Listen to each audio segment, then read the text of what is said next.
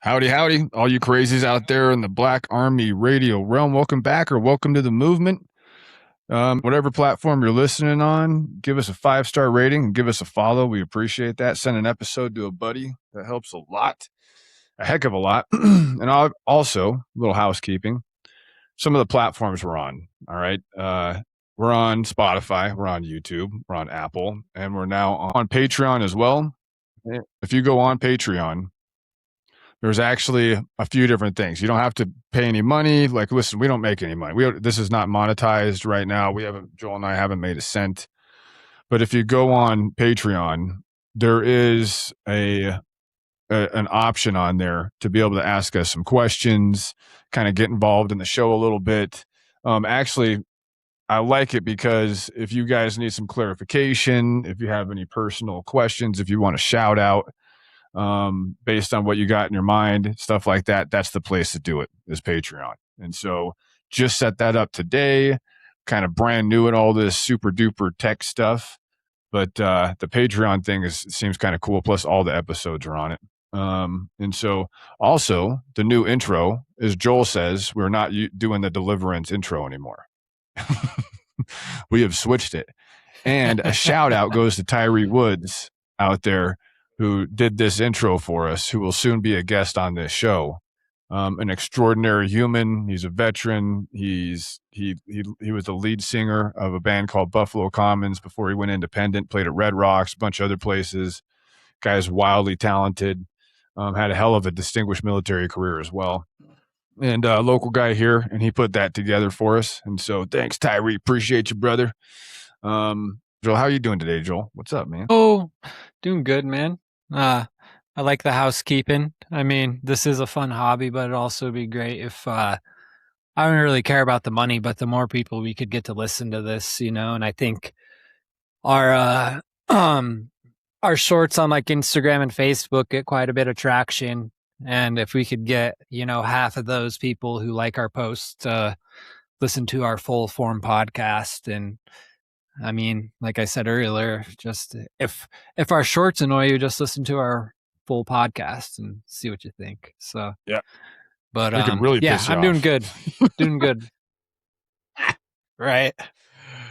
And the funny thing is we're gonna end up we piss off everybody. We piss off everybody. Like, I don't think there's not a segment of the population that we haven't like upset. There's been some lefties who've probably been cheering us on, and then we say something like, God damn it, I knew it. Or that's a Blackwater flag in the back. What is that?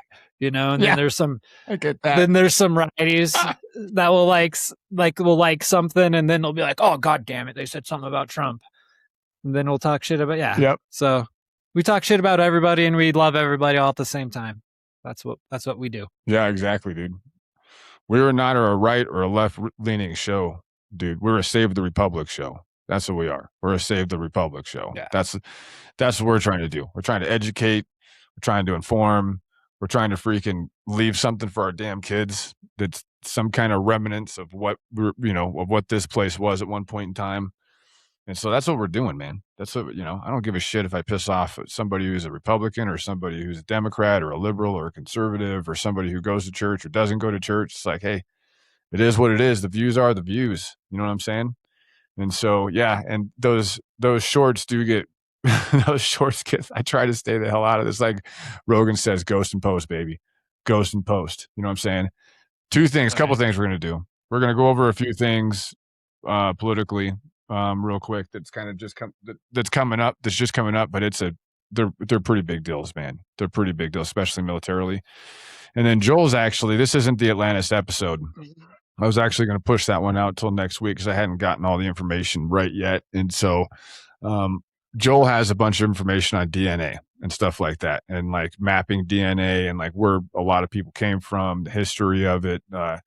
It's actually really cool, dude. It's like that science thing we're talking about in the last episode, right? Where academia can't outrun discovery. It just can't. Discovery is happening too fast based on technology and all this other kind of stuff. And so we're going to get into that as well. But before we do, I'm curious, Joel.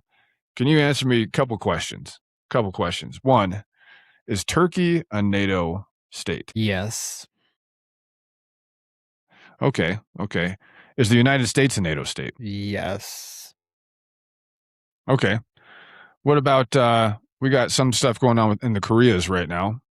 Did we fight a war on behalf of South Korea and lose around 40,000 people? Yep. Kind of a forgotten war too. Does North Korea, yeah, does North Korea have nuclear weapons? They claim to, yes. Interesting. Probably around 50. Does North Korea run, is it a democracy or is it an authoritarian dictatorship? Authoritarian dictatorship, and a fairly good Weird. example of, I mean, like textbook one. Yep. Yeah, weird. So, current offense, ladies and Hey, gentlemen, one boys and more girls. thing. What? Yeah, go ahead. One more thing. Didn't Trump say he wanted to be revered like the people of North Korea revered Kim, or something very similar to that? Yep. Yeah, he was recorded. It's on recording. You can go out there and Google it, people. I don't have it set up for you. But yeah, he basically talked about how he appreciated the respect that Kim Jong-un got from his local population. And it's not because he gives the local population buckets of flowers and free food. That's for sure. But I say all that stuff to say this. So, for those of you that don't know, Israel just hit a freaking Turkish military base in Syria. Just hit a Turkish military base in Syria. Turkey is a NATO country. That invokes Article 5. Hasn't been invoked yet, but an attack on one is an attack on all. Israel says that they hit that military base because there was a troop buildup there. Now, for people paying attention, yeah, Israel's been hitting Iran with us, obviously, Gaza, Lebanon by themselves because they're fighting primarily women and children. They're super into that. As long as they can do that by themselves without our help. But they're also have been talking a lot of shit about Turkey. And I mean a lot of shit about Turkey. And so, but Turkey's a NATO state. It's a NATO country. You know what I'm saying? Like I said, an attack on one is an attack on all. Article 5 invoked. Blah, blah, blah, blah. Israel just hit a fucking Turkish base in Syria. Okay. Turkey and Syria have both come out and said that's bullshit. There was no military buildup. We didn't have any, troops. We didn't have any jets. We weren't doing any of that kind of a buildup, you would think, for an invasion, something like that. Of course, Israel is saying that it's for self-defense, right? Everything they do is for self-defense. That's what they just said. So that's something really interesting to freaking watch, because what did Trump also just say? He just said that he's going to pop out of NATO, right? And I've never been a real big fan of NATO. I mean, we pump a shit ton of money into NATO. Like, whether or not we lost NATO, honestly, I could hardly give a shit most of the time. But quite frankly, with the way things have gone, I mean, really for the last 20 years, I mean, forget about just since October 7th and what's happened since then. I mean, literally since the Iraq war, for me personally, it's like, would I rather trade in NATO for Israel? That's kind of the question, because that's really what we're talking about here. If we pull out of NATO, we're doing it for the benefit of Israel, especially for this Turkish shit. Go ahead, Joel. Right. And the thing with NATO is, like, in recent history, especially, like, I haven't been so on board with it, but the creation of NATO and the UN and all those things have gave Europe especially like 80 years of peace, what they have never seen before in their life, And on American soil, there's been a lot of peace. We've been involved in the bombings and everything else. But I think a lot of the people are anti-NATO forget the trade-off of what that meant for America. And that meant we have bases on every NATO country. We are the umbrella for, and people say how much money we spend, but it's advantageous to our relationships to have bases in those countries. I think we do spend way too much money there, but also, like, the creation of NATO at the time made a lot of sense. And just like any big government thing, like after time, it's going to get misused and money's going to go in places and it's going to, I'm not supporting all of NATO. But anyways, go on, Ty. Well, NATO is basically supported by the American tax dollar. I mean, when you talk about the bases internationally, and nobody's even close to us. We have 700 to 800 known bases. Now, that doesn't include like black sites, CIA black sites. There's a hell of a lot more CIA black sites than nobody knows about. You can't locate it on a map, all that kind of stuff. That's also paid for by the US tax dollars. So that's 700 to 800 military bases, an unknown amount of CIA black sites, plus what we fork into NATO by itself to keep it going. And with that being said, right, I still say this. I would still rather stay with NATO, even though in a lot of ways, they've been inept and, haven't helped in places they should have. A lot of says that, you had Somalia back in the 90s, you had Bosnia back in the 90s. There's been a lot of other situations where people could have jumped in and helped. That was kind of more of a United Nations thing, but still, you pump money into these organizations that are semi-military for different outcomes. But what we're doing now is we're trading our relationship with NATO for Israel. That's what we're doing now. That's the exchange. Right. Okay. If we do pull out of NATO, it's specifically for Israel's benefit, because right now Israel has freaking beef with Turkey because of the Greater Israel Project. And they're saying that Turkey's a threat and all this kind of stuff. And it's like obviously complete bullshit. And realistically, any war between Israel and Turkey is going to, like, how would it not drag us in? Quite frankly, I think Turkey, if Israel didn't have a bunch of help from us, Turkey would slap Israel around like a bitch. They really would. They have a bigger military. They have a bigger population. It's a huge landmass. It's hard to deal with. It's kind of like Iran, right? With those land masses. It's rugged. It's mountainous. It's vast. And there's no way Israel is going to do that shit on its own. You know what I'm saying? And I don't know what the fuck is happening in the world, but it's crazy. Now we're talking about North Korea for a minute. So now Trump, because South Korea, just like every single other person in NATO, told us to go fuck ourselves, right? When it came to invading Iran, because they're like, this is stupid. We just got done paying for a freaking 20-year GWAT where we replaced the Taliban with the Taliban in Afghanistan and fucking Saddam Hussein with ISIS in Iraq. And we spent trillions of dollars as a country to do that and lost thousands of troops. And we're not doing this shit again. And so now you got Trump saying, because South Korea wasn't willing to pony up troops, okay, just like how Britain wasn't willing to like pony up troops or air bases, same thing with Spain, France, Italy, like all of these other NATO countries that were like, this is a stupid war. This is dumb. We just got done doing this. We didn't get anything out of it besides dead fucking soldiers and a shit ton of debt. That's the only thing we got out of it for 20 years of supporting you guys. Also, remember, Israel didn't support us. All the fighting, killing, and dying we did in Iraq and Afghanistan and other parts of the Middle East during GWAT didn't involve Israeli soldiers. It involved soldiers from about 60 or 70 other countries that were fighting, killing, and dying with us. But it wasn't Israel. Israel was not one of the countries that were willing to do it. And so, our greatest ally. So now you got Trump cozying up with Kim Jong-un, and he's basically flipping the finger to South Korea. And in response, North Korea is firing off missiles towards Japan right now. And North Korea has about 50 nuclear weapons. Now, Joel, the thing we always say about Iran, right? Because Iran's just crazy. They're just fucking crazy, man. They're crazy people. Like, they're unpredictable. They're crazy. If they had a nuke, they'd use it. If they had a nuke, they'd use it, right? Well, they've had the conventional means to blow Israel off the face of the earth for decades and decades, come to find out. And they haven't done it once. They haven't fired a single missile in towards the UAE or fucking Israel. Haven't done it at all. But they've had the conventional means to do it if they wanted to, but they haven't done it. Now, what do you think regarding North Korea versus Iran nuclearly? North Korea has had nukes. They've got 50 nukes, right around that, a lot of nukes. Also, they have nuclear weapons that can hit the United States. They have nuclear weapons that can hit the fucking United States. Okay? They do. And they haven't used them, and they're pretty goddamn crazy. And it's something that people like, we like to turn a blind eye to them because they already have nukes. And we like to point to Iran because Iran supposedly was trying to get nukes. Oh, here's another thing, another house cleaning thing, Joel. I said 16 intelligence agencies in the last episode. 16 U.S. intelligence agencies that said Iran was not building a nuclear weapon, not close to building a nuclear weapon, not a threat to American citizens. It was 18. It was 18.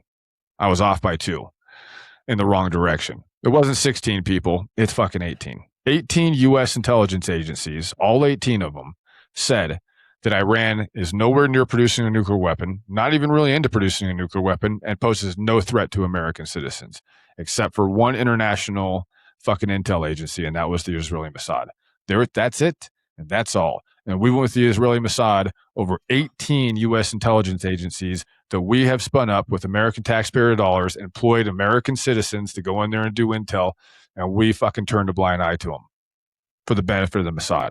So don't tell me for a second, while we're willing to do that, that we wouldn't be willing to turn a blind eye to NATO when it comes to Turkey and Israel as well. Go ahead, bud. Well, and I mean, I have some speculation with this whole teaming up with North Korea is Trump knows it'd look really bad if they used a nuke. And I think teaming up with a leader who is trying to impress anybody who could get on his side, and somebody who has nuclear capabilities and is one of the craziest dictators of, let's say, the last 20 years. I mean, it's kind of crazy. And I'm going to read Trump's X post about this. And it's just kind of how this reads. And it's just, I don't know. So this is Trump. Based on my very good relationship with Kim Jong-un of North Korea, I'm not happy with the fact that the United States has long ago agreed to participate in joint military exercises with South Korea. These exercises are not only costly, with much of the cost paid for by the United States of America, as usual, but send a signal that it's totally inappropriate and hostile to a country that has, as long as Donald J. Trump is president, as long as Donald J. Trump has been president, has been unthreatening and respectful. Therefore, and based on the fact that it is too late to cancel, I have instructed Secretary of War Pete Hegseth to substantially reduce joint military exercises. While somewhat unrelated, I recently asked the president of South Korea if they would like to join us in the denuclearization of the Islamic Republic of Iran. They said, no thanks. Thanks for your attention to this matter. That's our fucking president of the United States. Like yeah, dude. We're taking South Korea. We're taking sides with North Korea. Has deployed with us. Yep. And South Korea deployed with us in GWAT. You know, South Korea lost like 10,000 troops in Vietnam right after the Korean War. A lot of people don't know that South Korea deployed troops to Vietnam with us because they felt obligated. They felt obligated to fight in the Vietnam War because we had lost like 38,000 men or whatever it was, somewhere around there in the Korean War. Right? And so right after the Korean War, we jumped into Vietnam, and South Korea sent a bunch of troops in, and they lost, you know, that's a significant amount of freaking men. It's more soldiers and sailors and Marines, and then it's right around that of what we lost in GWAT. And so like it's significant for sure. And it's just amazing to me that now that they're a democratically elected state, they've been friendly with us for a really long time. We've had troops there. Like, dude, we pulled all of our, and even before they said no to us, bro, we pulled all the interceptors away from them. Remember that? When we were running low on interceptors and Israel was running low on interceptors and they were getting hammered by Iran like a month and a half ago, the U.S. pulled all of its interceptors and like a lot of its missile technology out of freaking South Korea and replaced it back down in Israel, leaving South Korea completely defenseless without any of that stuff from North Korea. And so it's like, yeah, South Korea had a few reasons to say no. Primarily, they don't have their head up their ass like we do. That's kind of the biggest reason. You know what I'm saying? But the bottom line, we're fucking teaming up with a communist, and not a even decently ran communist country. They don't have any GDP value to like global economy. They hardly do fucking anything, and we're teaming up with them. You know, and that shows you like how much other countries don't want to team up with us. Like the only other person made fun of more than Kim Jong-un is probably Donald Trump. That's like where we are. It's like, what the fuck, man? Yeah. Yeah, Yeah, that's a good way to put. That's a good way to put it, dude. I mean, I'm beginning to think. I was talking to a buddy of mine actually today. His kid and my kid play, and he was in the Navy, I think, during GWAT. He was on a carrier, and he had his ears blown out and everything. And I was just thinking, I was like, man, I kind of think that our war is like a preamble war. You know what I mean? There's all these. There's always satellite wars leading up to the big war. Like you can see in World War One, World War Two, Korea, Vietnam. Right. Like there was always these little satellite battles, wars, things like that. And I don't mean that to like diminish my war, right? Or like the guys that fought in it and stuff. And it's not what I'm trying to do. But I really, dude, this stuff with Israel and Turkey. I mean, if Israel attacks Turkey, is NATO going to invoke Article 5? And if NATO invokes Article 5, what's the US going to do? Like, what are we going to do? Right. You know what I mean? Yeah. Because technically, if Israel attacks Turkey, then NATO should be attacking Israel. That's what happens. Like all of NATO should be attacking Israel directly. Right. And it's like, is Right. that going to happen? Because they just hit a fucking Turkish air base in Syria. And it's like, that's a NATO air. As far as NATO is concerned, that's a NATO base because Turkey Right. is a NATO state. You know, I don't know, man.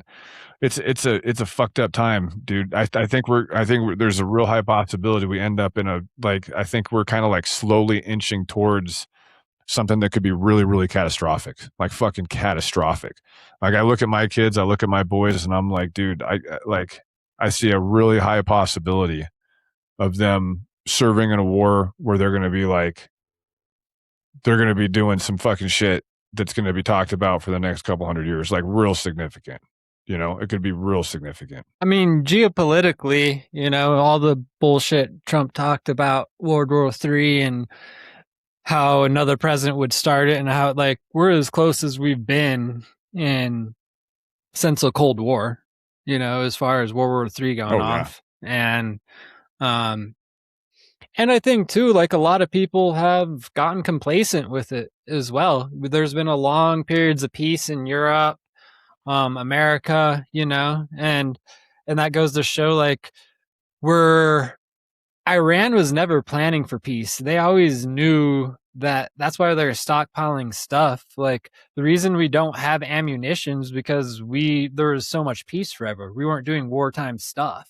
We were just turning the wheel of the industrial machine. But, now that this war is happening, like I don't know. Mhm. Have It's you heard of the just history doomsday repeats clock? itself and we're doing it again. Yeah. Yep.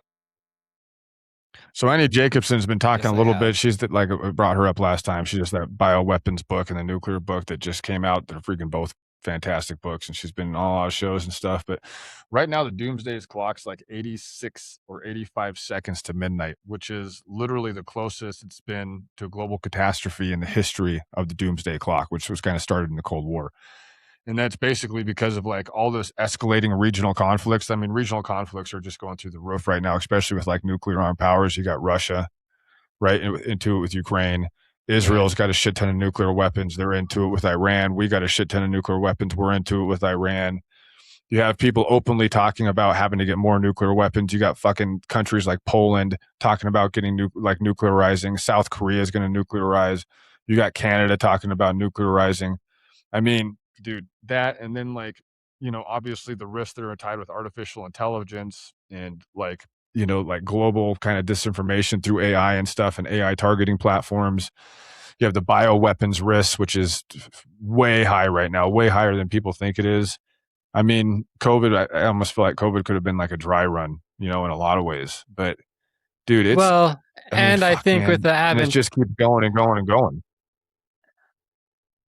when I think AI is accelerating all that stuff as well, because before you used to have you needed rooms of people to do these things, and now the science that you need to be done for nuclear fusion, you still need the money and the materials to do it, but you don't need a lab full of scientists. AI will do that. If you're trying to create a AI will bioweapon do it. Yeah. or something new that Mm-hmm. yeah, and that's it's accelerating I think a lot of this stuff and it's making you don't need the soldiers now, like you don't need the people to do the job, like with the adaptation of all the drones and everything else, like, and I think Ukraine and Iran have gone to show that small countries, granted, Ukraine has used a lot of military supplies, but small countries in the capability of drones, it doesn't matter how good your military is because they could just keep sending cheap ammunitions that are effective and Yep. sometimes more effective than boots on the ground, and it seems like Yeah. yeah, I don't know, it seems like a very Boots on the ground, very man, is unstable mainly time for right now. taking.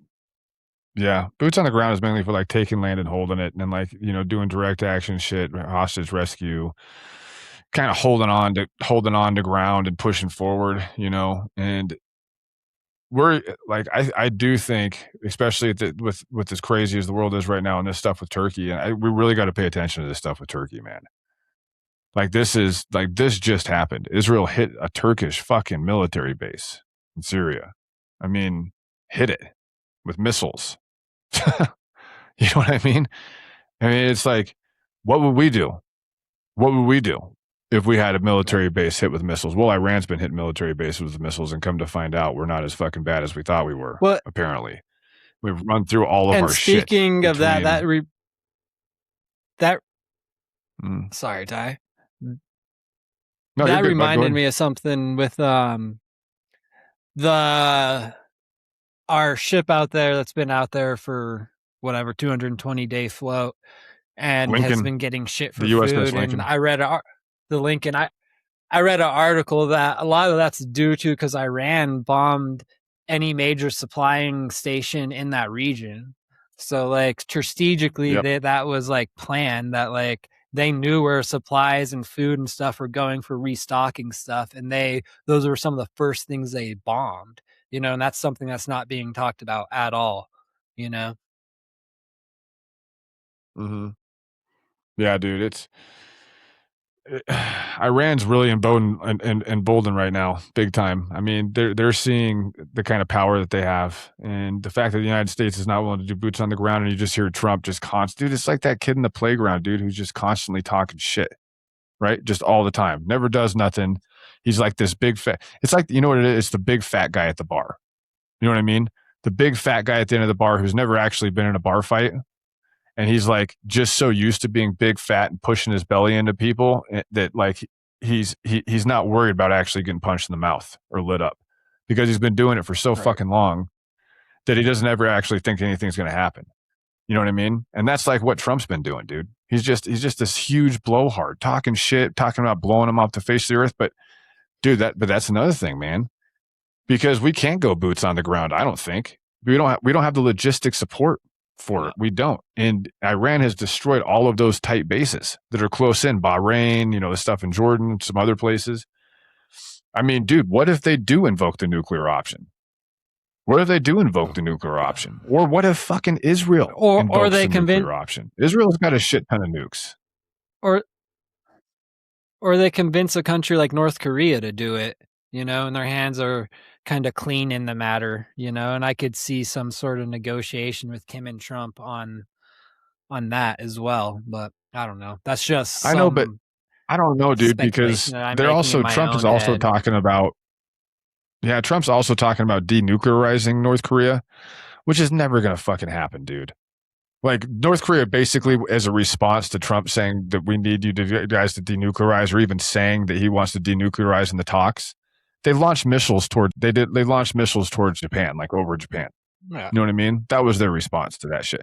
They're not denuclearizing. You know why? Because everybody's looking at Iran right now. Why the fuck would you denuclearize? Yeah. The only reason North Korea doesn't get fucked with the way that Iran gets fucked with is because they have 50 nuclear weapons. That's it. That's all. Real simple. You think if Iran actually had nuclear weapons, if they were able to pull off nuclear weapons, that we would be tempting them like this? No way, dude. No freaking way. No. It'd be a hands-off situation, just like it is with every single other nuclear state. It's a hands-off situation, bro. 100%. And it's like, we're willing to destroy everything We're willing to destroy our entire. We're willing to deplete our military to nothing. We're willing to put ourselves over $40 trillion in fucking debt now. We're willing to use all of our interceptors and weapon systems. We're willing to have U.S. troops have like the lowest morale maybe ever in history. We're willing to leave NATO. We're willing to turn our back on a NATO country like fucking Korea or Turkey, and also turn our back on another country like South Korea, all for Israel.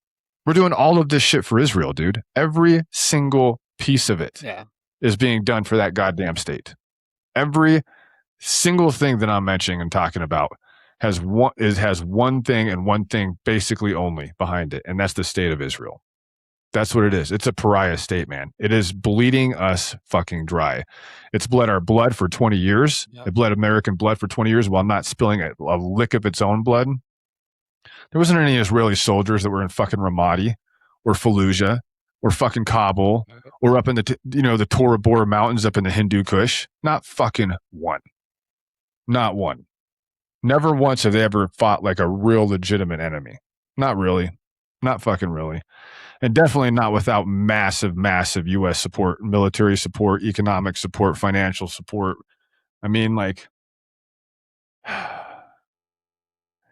dude, I just. I mean, my opinion on the Middle East for a long time, this isn't to do anything with the people, but just like, it's like a holy war that's never ending. It's all justified by religion.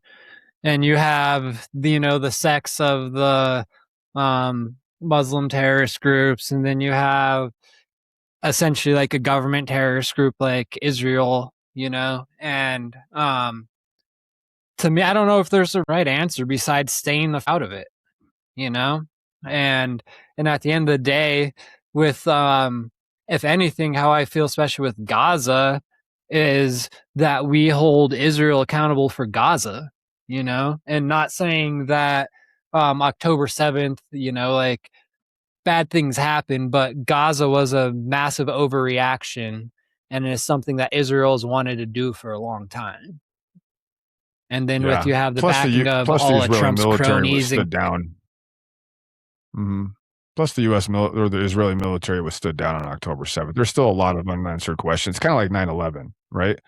9/11 kicked off the big GWAT, the Patriot Act, massive wars, like all this stuff. A shit ton of people made a fucking lot of money, and the surveillance state expanded like never before. How is that any different for Israel? Like when October 7th happened, it's greenlighting them not only taking Gaza, now they're trying to take Lebanon. Now they're also hitting Iran with us, and they're talking about going to war with Turkey. Right? It was a triggering event. It's a massive triggering event. And it's like, they'll kill a few of their own people to get that way. Like I've gotten to the point where I think the United States government, I don't think that they planned 9/11, but I think they were absolutely complicit in letting it happen. I think in a lot of ways it was fucking allowed to happen.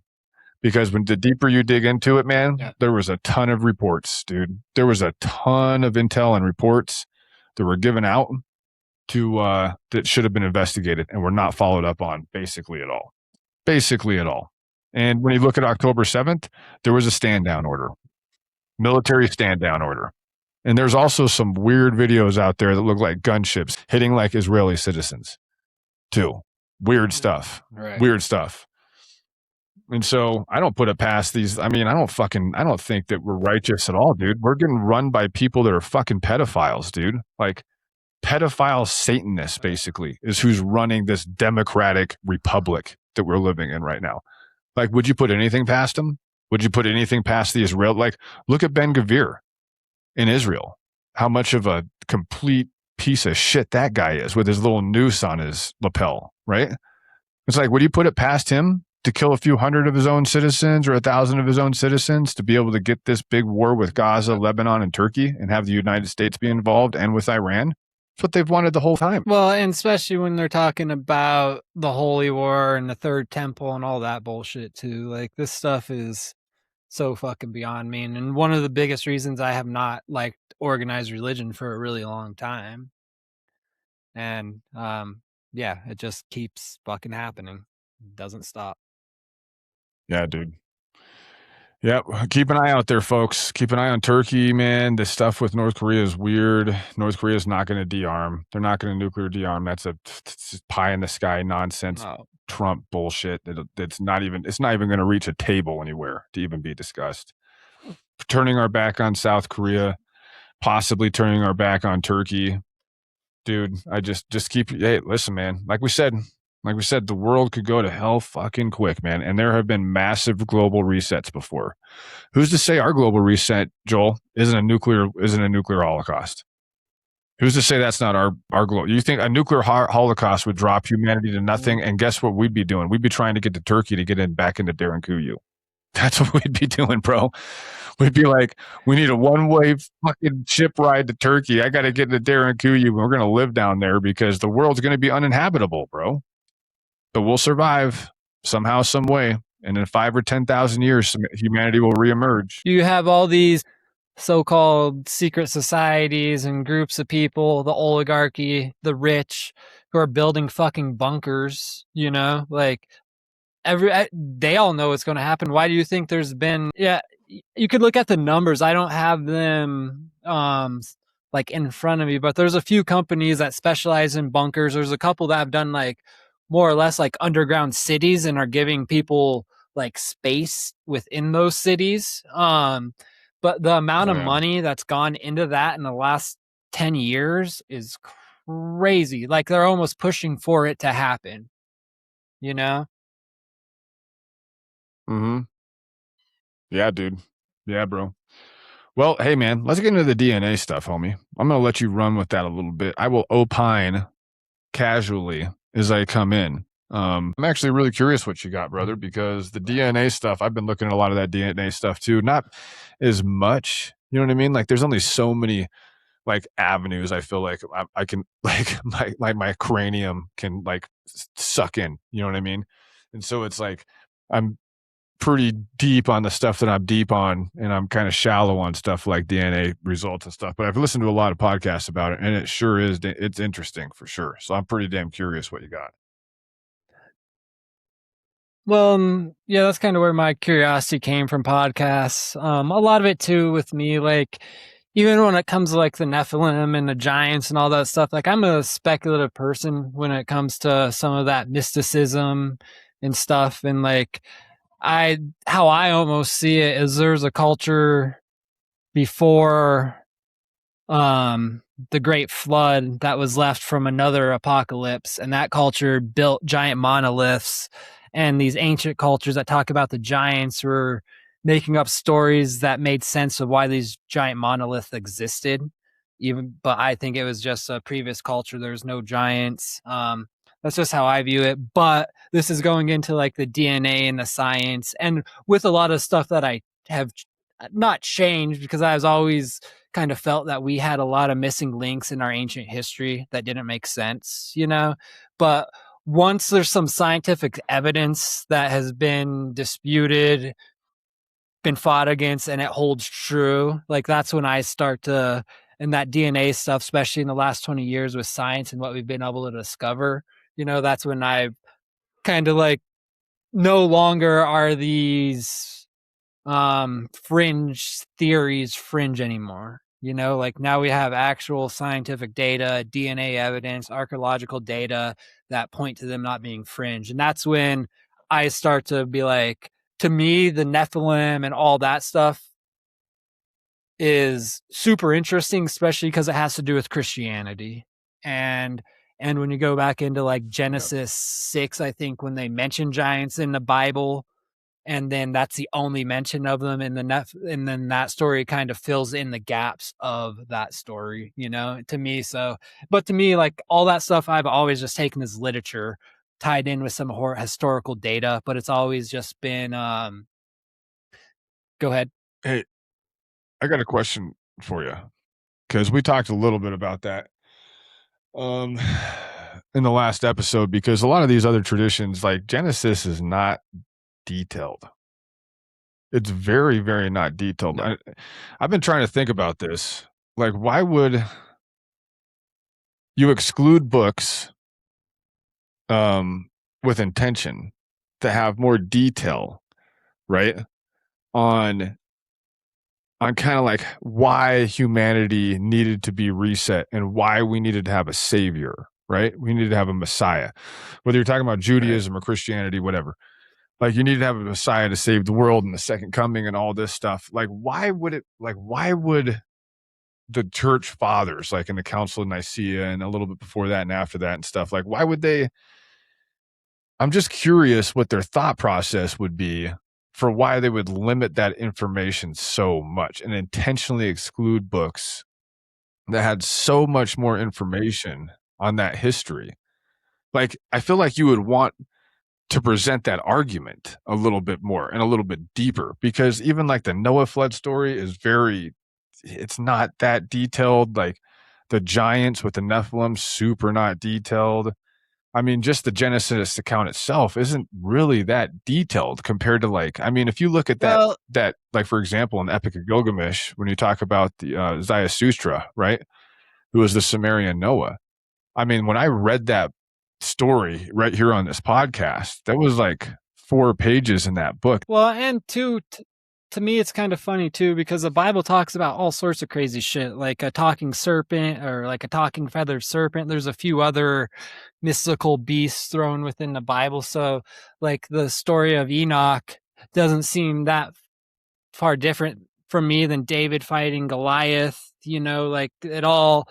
So why that one was excluded? And I think it really comes down to that it was written by agnostic groups. It wasn't written by them, and if anything, like if that story wasn't true, like all those stories fill in these gaps within the Bible that don't make any sense. Like things are brought up and then there's no detail from it. So if anything, it was somebody who probably had real faith within Christianity at the time, but wanted to fill in the gaps that the Bible didn't give them, you know?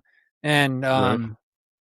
and to have them be totally disproven or say that they weren't. And I get the timeline and why people say some of that stuff, but um if you want to dispute that, like I think the book of David, I mean, David didn't even know Christ, right? Like there was one of the books that was written by somebody No, who you're talking about like King David? it was an interpret, no, I'm trying to I'll need to do some more research on this, but there's all this stuff is hearsay from somebody's mouth, like there isn't like the like Matthew and all their allegories were eyewitness accounts of what they said, so to disprove, like the book of Enoch was written after that time, so the people who say like this wasn't Enoch writing this book, therefore it's made up.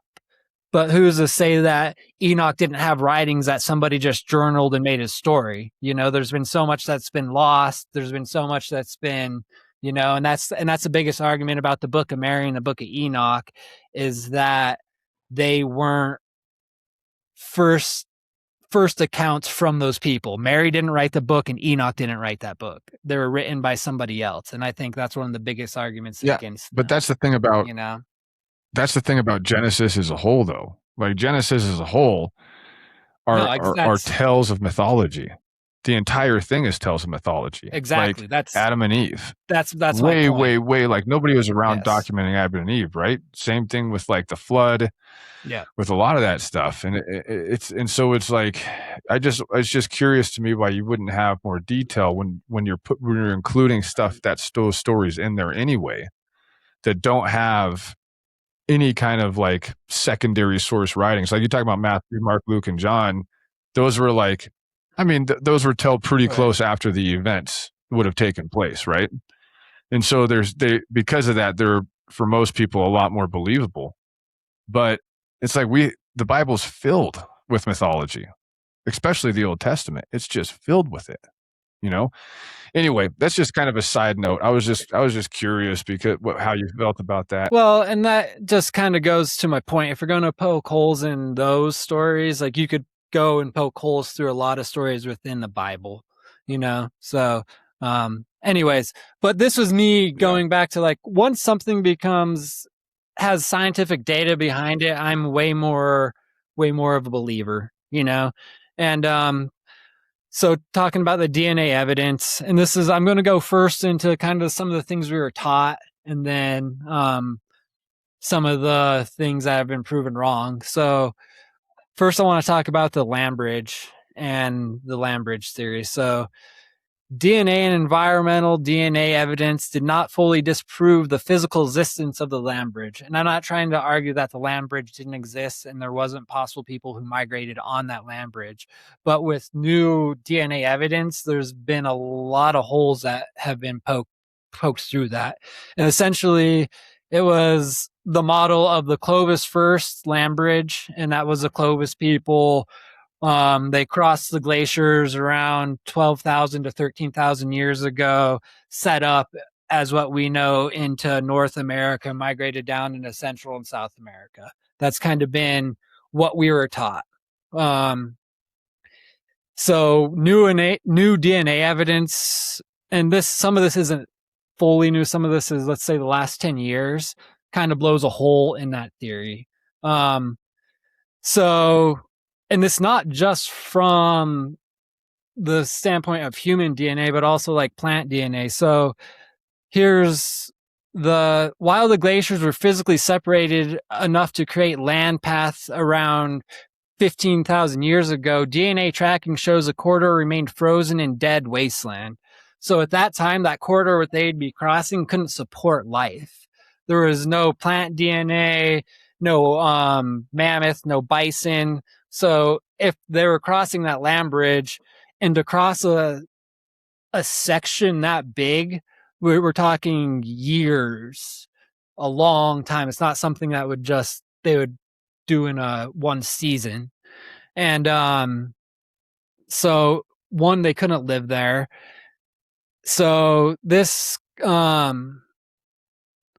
the contradictions, human could not have survived the journey on foot at this time. Yet undetermined archaeological sites place humans thousands of miles south of the ice sheet earlier. So we're talking, this is a White Sands discovery that essentially disproven this theory, because the White Sand shows that footprints were there 23,000 years ago, versus they didn't think people were even starting to migrate here until about 12,000 years ago. And here's some of the DNA when we talk about actual DNA with humans. The genetic divergence and the Bering standstill. Modern and ancient human DNA comparison shows that ancestors of Native Americans did not simply walk right through Asia onto the Americas. The whole DNA mapping reveals the ancestral Native Americans split genetically from East Asia populations much earlier than the land bridge migration timeline. This happened roughly 25 to 36,000 years ago. So saying that the Native American population had that split, and people thought that split happened much later in time, and that's where they got the DNA from. But this new evidence shows that happened pretty much 30,000 years ago. So that was long before we thought people were getting on boats, doing stuff like that. And this is when you kind of go into the Kelp Highway. So you have that land bridge up there. There's evidence that some of these people were taking boats down the coastline all the way to South America. And a lot of people didn't want to believe that because they didn't think humans were smart enough to build a boat. And there's also evidence that saying that happened so long ago. So that East Asian population, that probably means that a group of them sailed here a long time ago as well. Or the other would be they migrated when there wasn't an ice sheet and the sea levels were different, but a lot of that, the sea levels would have been much lower during the time of the ice sheet. When the ice sheet melted is when the sea levels rose, obviously. So I'm going to go a little bit more into that with some detail. So mitochondrial DNA are found explicitly in ancient remains along the Pacific coastlines of both North America and South America. So both of those coastlines have the same DNA. The proof is this specific genetic marker traveled from Alaska down to the tip of South America incredibly quickly. And here's the conflict. A foot journey through rugged glacier land bridge interior would take millennium to show up genetically in South America. The speed of the genetic spread matches the maritime model supporting the kelp highway hypothesis, where humans traveled by boat along the coastline. Yeah, that makes a lot more sense to me. Think about you think about the land bridge. It's like, yeah, there was a land bridge. Doesn't mean there weren't people here already. You know what I'm saying? Like, of course, there was a Right. land bridge during the Ice Age that would have connected basically Russia to Alaska, and you would have been able to transverse that if you were hardy enough to do such a thing, which would have been a bitch to do, right?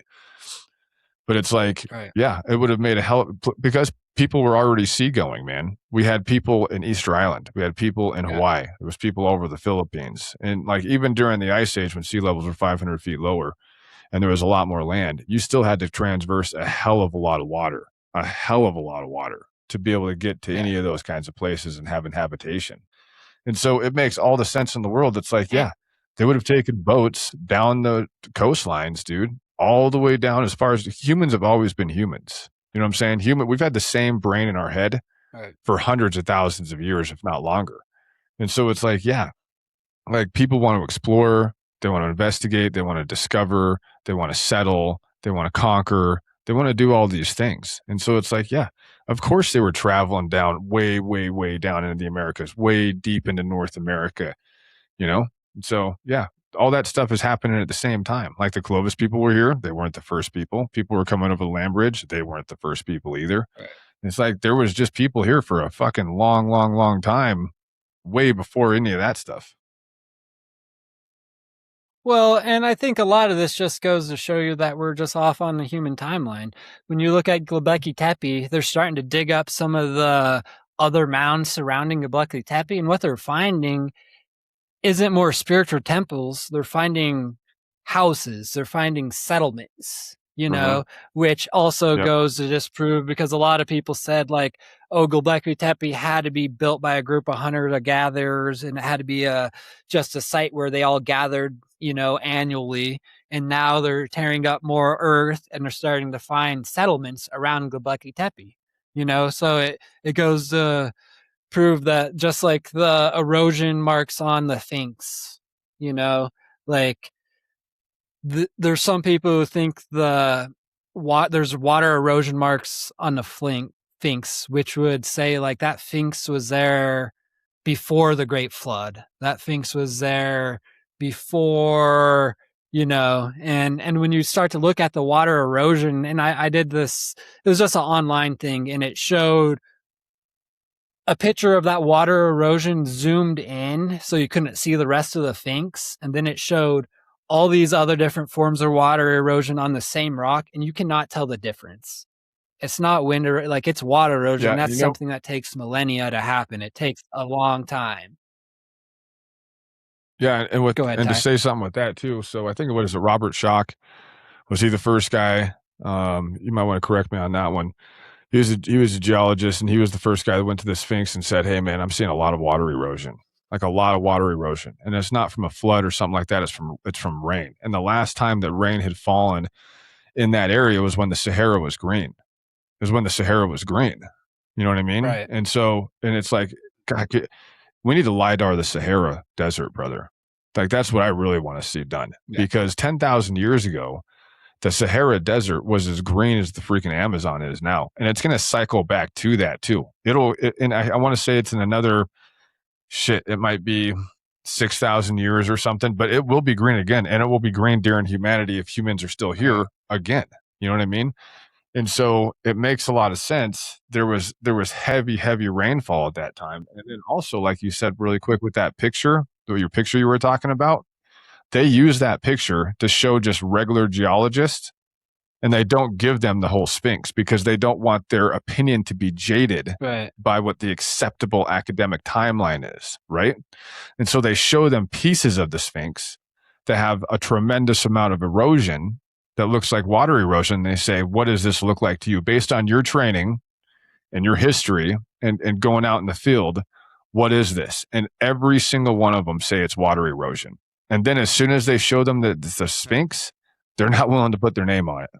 Like they're not willing to put their name on it because they're like, I'm not getting involved in this fight. I'm not getting involved in it because I got to worry about my Yep. reputation and my career and like my standing in my university and stuff like that. There's very, very few people that are willing to go out on a limb. But to a man, basically, they all said that was water erosion. Well, and there's I mean, just to like how academia turns on people who discover something. I think there's a guy who was from Italy. He sounded Italian. He's a well-known scientist, and this was, I think, in the 70s. Could have been before then. He found a human jaw in a layer of the Pleistocene era. So we're talking like a dinosaur layer, essentially, like dating humans back to 1 million years ago. And they went back, kind of put it away, or as a bone fragment. It wasn't human jaw. Human jaw was another one, but he found a bone fragment. He came back later and dug up the site, and they found full skeletons of I think it was a woman and 2 kids.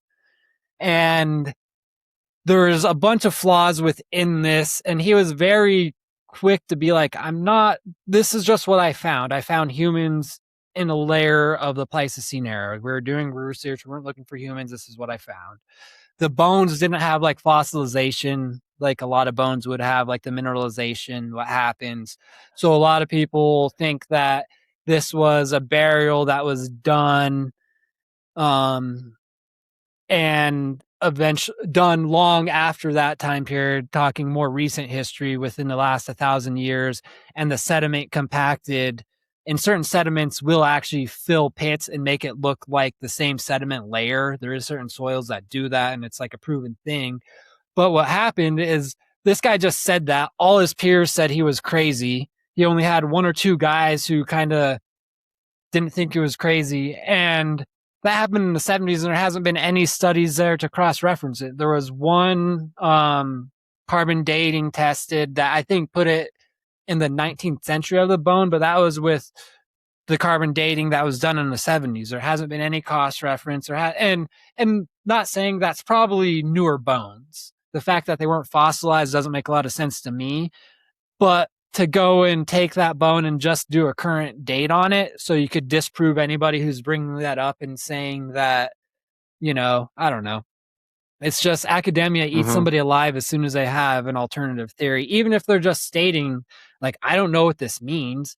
I don't know if I'm not saying humans were alive then, but this is what I found and this is how I found it, and Yeah, and this also there's a really interesting book out there called Ancient or Forbidden Archaeology, and dude, this book is it's wild, man, but it's really interesting. A lot of coal miners. There's been a lot of stories from coal miners because you think about coal miners, they get really deep into the earth, right? They're digging out coal.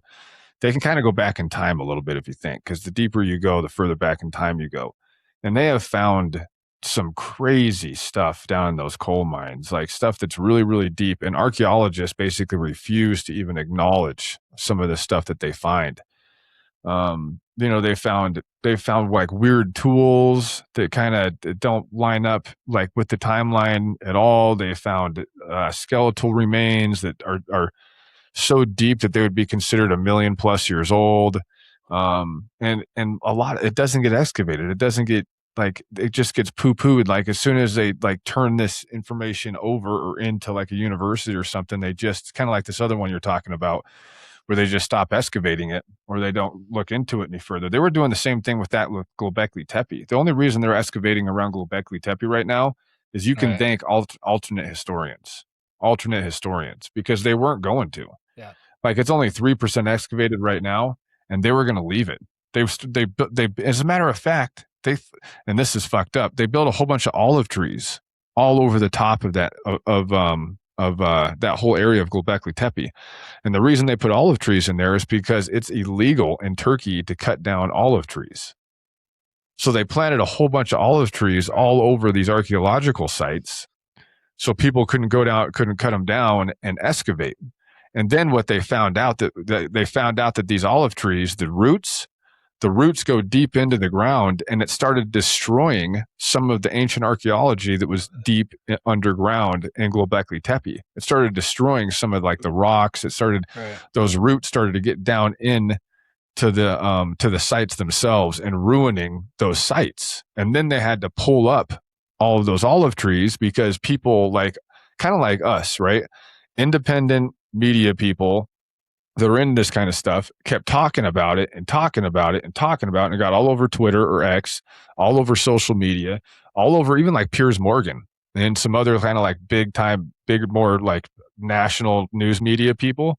And they were kind of forced, like the state was forced basically to remove those olive trees and kind of restart archaeological excavations, because basically the world community was like, you're destroying this site with those olive trees. You're destroying it. Those roots are going to destroy all of that megalithic stuff that's underneath it. It's going to crack it apart. It's going to get into it and it's going to destroy it. Like, what the fuck are you doing? And when they got made, they had to revert and go back, which is pretty wild. Well, and too, like the things we're talking about, like scientists believe that we have 1% of like fossil data that's of actual species that were out there. Because to get a fossil, you need like the perfect environment for a fossil to form. So like out of all the fossilized dinosaurs species we have 1% of those, of what science estimates, which is, what kind of environment great. And this is going to go back into fossil. You know what you really need? You need clay. There's like no oxygen. You need to be covered.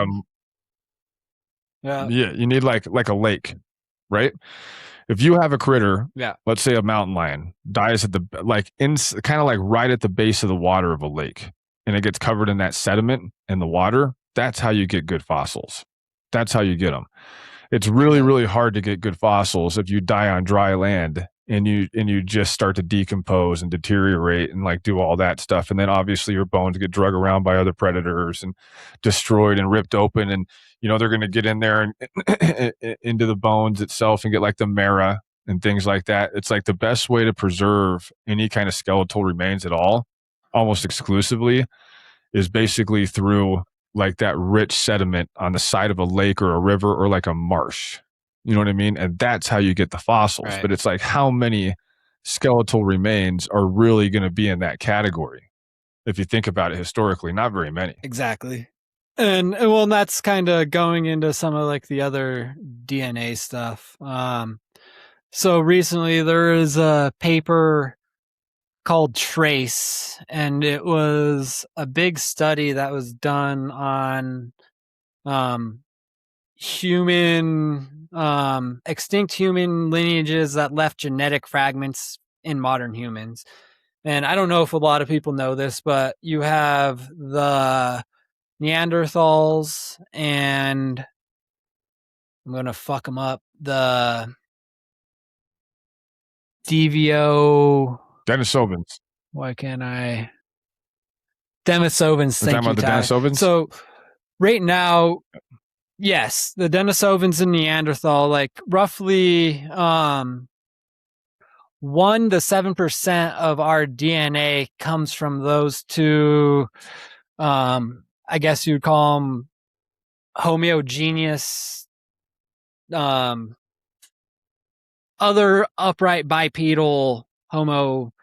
What's this? I'm trying to say like the same line of Homo sapien. Is it all the same? Do I need to say Homo sapien or homogeneous? I think it's homogeneous. You're a smart one, Ty. I can check that for you though.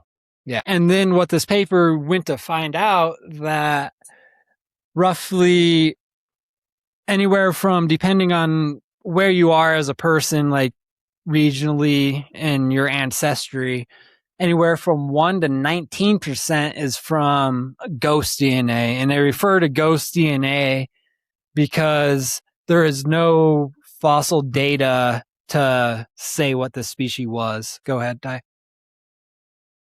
So I think it looks like Homo sapiens belong to the Hominidae family. It's Hominidae family, which is like hominoids or great apes classification for humans.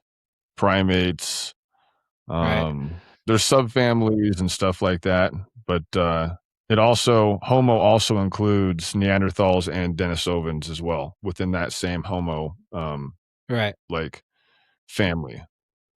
So, yeah.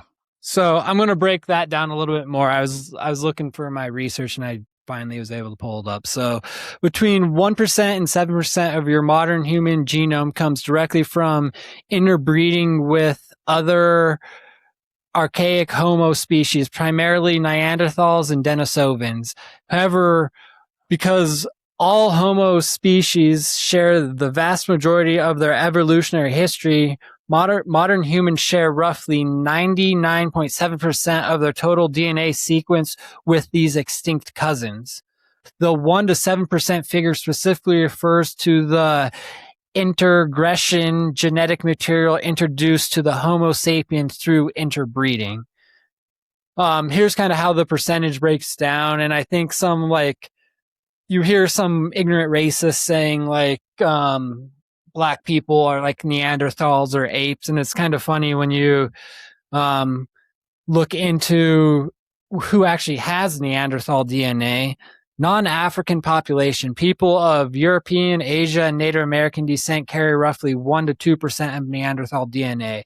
African populations, historically thought to be 0%, modern genomic studies reveal that the populations of Africa carry about 0.3 to 0.5% of Neanderthal DNA.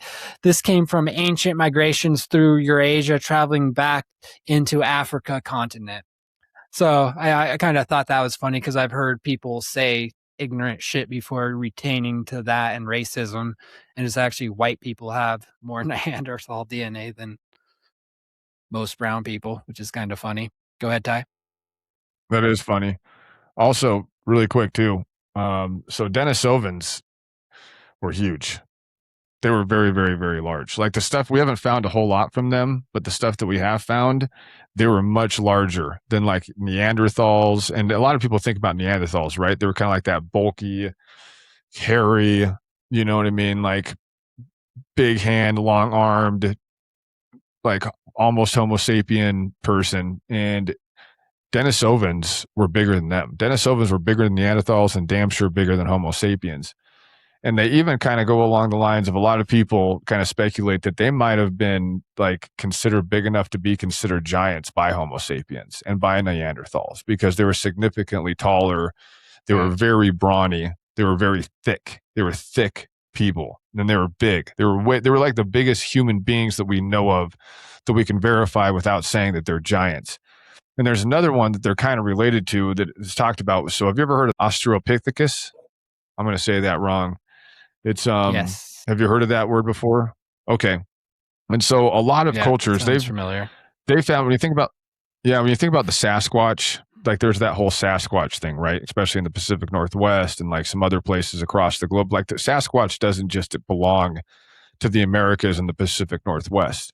And a lot of people think that it's like an ancient memory of Australopithecus. And that is like a huge, it's supposedly a currently extinct kind of like ape, giant ape, huge. Like, I mean, this sucker was like, because if you think about during the Ice Age, everything was big, right? Elk were bigger, deer were bigger, bear were bigger. The cave nose, or the flat nosed bear would have eaten grizzly bear, right?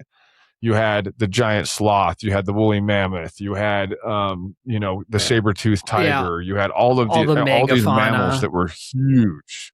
Exactly, all the megafauna that were so much bigger, and humans were dealing with it. Like humans were hunting those massive critters, and also humans were probably getting killed a lot, if you think about it, by a lot of those big, huge, like, dude, the flat-nosed bear itself is just gigantic. I mean, gigantic. In Jackson Hole, they got a skeleton of like a baby flat-nosed bear. I want to say he's like a year and a half or 2 years old, and it's as tall as a fucking grizzly bear is at like a year and a half.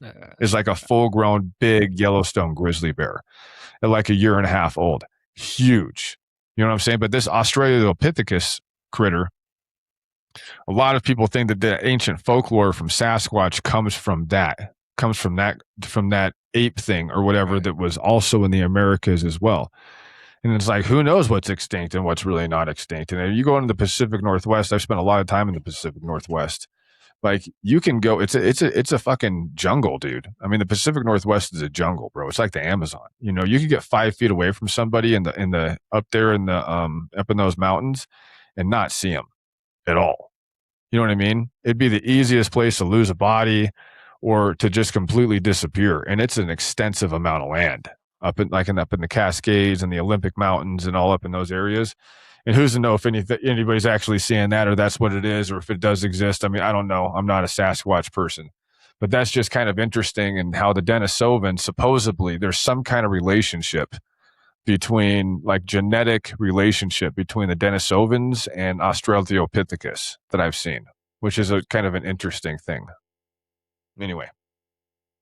Well, and I think when you talk about like the Paiute, and I think it was a Choctaw, both of them had stories about giants that seemed much more grounded than some of the other mysticism, about being formidable adversaries and great hunters with violent tempers, but they didn't talk about them standing 300 feet tall. They sounded much more like a big version of a man who probably was like a Neanderthal, a Denisovan, something like that, you know.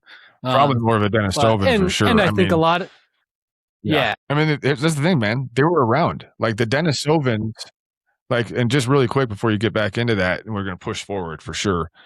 But it's like, you got to remember, as human beings, dude, we cohabitated with Australopithecus. We cohabitated with Neanderthals. We cohabitated with Denisovans. Like, human beings, absolutely. Like human beings like me and you, like just walking around, having our family units, our tribal areas, like all of our stuff, would run into a group of Neanderthals or a group of Denisovans. I mean, Denisovans were freaking huge, bro. Huge. Like, there would have absolutely probably been encounters that would have been pretty negative, don't you think? Like, they probably would have had some encounters with some Denisovans where they're like, we need to get the fuck out of here, and we need to get the fuck out of here right now, because they're about ready to beat us all to death, like, all of us, you know? And what this goes to show, and the study goes to show, that we always talk about the missing link. We knew there was somewhere we knew for a little while, we've known about the Neanderthal and Denisovan DNA crossover into human DNA, but there's always been like a missing link within that. It turns out in this study that there's actually two missing links. They found two different, within that ghost DNA, two different species probably, that one being more ancient and one being not as ancient, that our DNA is mixed with. But I'm going to go back to the Denisovans real quick, and then I'll get into that just in a little more depth. The Denisovans was an oceanic population. Indigenous populations of Malaysia, Micronesia, Papua New Guinea, and Aboriginal Australia carry the highest levels, ranging from 4 to 6% of Denisovan DNA. Asian and Native American population individuals from these backgrounds carry much lower levels, between 0.1 and 1%. Other populations, Denisovans' DNA virtually absent or close to zero in people of strictly European or African descent. So that would also kind of tie into why Native Americans might have some of these stories, because they actually, out of the people who were in North America at that time, they would have probably carried about 1% to between 0.1 and 1% of their DNA. So it kind of would show some intermingling in that same time period or before it. Really quick, and this is kind of wild, dude. Like, could you imagine if you could just get in like a time capsule, right? And where you could, I always think about this, like, where would you go? What would you do? If they couldn't see you, if they couldn't hear you, you could hear the language, you could understand it, and you could kind of just observe what was going on. Like, imagine how crazy it would have been, dude, to observe, like, and this probably would have happened at some point in time somewhere, where you would have had a group of Neanderthals, a group of Denisovans, and a group of Homo sapiens, like all in the same area, like interacting, commingling, or maybe fighting, or whatever it was. You know what I mean? Like, how does a Denisovan take like a Homo sapien girl? Is like, I mean, we all know how a Denisovan would take a Homo sapien girl. I think we know how. Yeah. Would there have been a relationship? I mean, do you think maybe Homo sapiens would have gifted, you know, like female humans as a way to keep them at bay? You know what I mean? So they wouldn't come and attack their village because they were so much larger and more powerful. Just kind of crazy stuff to think about throughout history, because that stuff happened. Like, it doesn't happen today. It doesn't happen today, but it absolutely has happened. And it happened for thousands and thousands of years, where people had to like deal with Neanderthals, deal with Denisovans, all this kind of stuff. And we also thought those older species like Denisovan, or maybe as old, depending on what you believe in, but the Denisovan, the Neanderthals, the species that we won evolution with, we also thought they were dumb, but it comes to find out that Neanderthals practiced burial. There was another group of small people that they found some caves. I'm pretty sure it was somewhere in the Middle East where Homo naledi. not small people, but Homo small. naledi. Yeah, Homo naledi. And it's quite possibly that we didn't start burying people until we saw Homo naledi doing it. You know, and there's all these species that we and those graves thought were are just dumb apes. hundreds of thousands of years old. Yes, yeah. So, who knows? Maybe there was some sort of dialogue, or maybe it was those caves in France that have like the really extensive drawings in them. They've pushed people out. People aren't allowed to be in those caves anymore because they worry about the humidity and the breath. You know, when you breathe out in the cave, it's like it ruins the artwork and the painting. But the painting is exquisite. It's like a cathedral in there. It's beautiful. You have animals, like all this other kinds of stuff. It's very, very vibrant. It has a lot of colors. I guess it was Neanderthals that did that. Neanderthals, not humans. It was Neanderthals, which is like, okay, they weren't that, they were wildly artistic. Yeah. So, which also, when you start breaking into art and other stuff, that also typically means you have some sort of religion or some sort of spirituality. Like, there's a bunch of things when it comes to that, like, normally say you have something bigger than yourself as well. But going back to the ghost DNA, it comes from extinct human lineages that left genetic fragments in modern humans. Because scientists do not have physical fossils or direct reference genomes for these species, they are called ghost populations. So the study, what I'm talking about, the landmark study published in the Journal of Science by researchers of UC Berkeley used groundbreaking computational tools. So essentially they use like an algorithm along with aggregated data, and it's called TRACE, and it's tracking architect contributions via ARG estimations for to change fundamentally how we view the human genome. So essentially in the study, they reverse engineered it. Instead of going what's there, they reverse engineered our DNA to find the gaps within it, to say that there's two breaks within our DNA. So talking about these ghost lineages, there's two different groups within this ghost lineage, and I'm talking about essentially two different species that we gathered DNA from in our evolution. And you have the main ghost lineage. This one dates to about 800,000 years ago. This population splits from the ancestry of the modern humans around 800,000 years ago. They directly interbred with Homo sapiens in Africa, and more than 50,000 years ago, before the last major migration out of Africa. Because of this happened early on, virtually everyone alive today carries between 1.5 and 1% of this ghost DNA. And then you have the super archaic lineage. And this is an interesting one. This one dates back to 1.8 million years ago. This incredibly deep lineage splits off nearly 2 million years ago, likely overlapping with Homo erectus. They did not mate with Homo sapiens directly, but instead they interbred with Denisovans in Eurasia over 200,000 years ago. This DNA was later passed down directly into modern human populations, particularly in Oceania. And what they're coming to find out too is a lot of this DNA thinks they have to do with things that they gave directly to us, like language and stuff like that. So like a lot of this DNA they think has to do with some of our resistance to disease and how our stomach is able to digest meat, a bunch of different stuff, and so that made migration and moving around much easier, and things that work in our brain.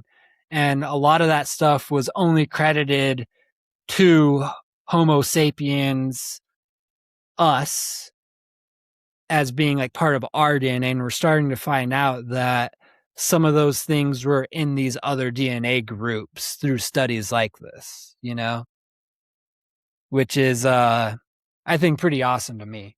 You know, we're filling in gaps within our DNA. We don't know what it is yet. We don't know what it looked like. We have speculations of what it could be, as far as what they could look like, you know, but they're just models, you know. So it's pretty interesting, and being on the precipice of finding out like maybe actually where we came from and how we got here is pretty cool, because we've been talking about the missing link since I could remember, you know, and now that we know that we actually have two missing links within our DNA.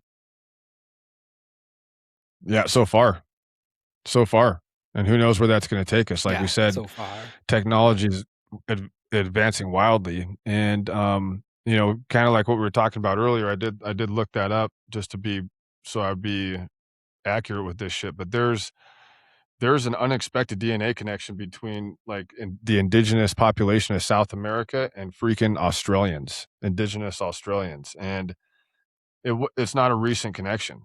It's not a recent connection at all, because they found this DNA Right. connection in skeletons in South America and the Amazon that date back at least 10,000 years. So from 10,000 years ago Right. plus, there's a DNA connection between Australians and South Americans.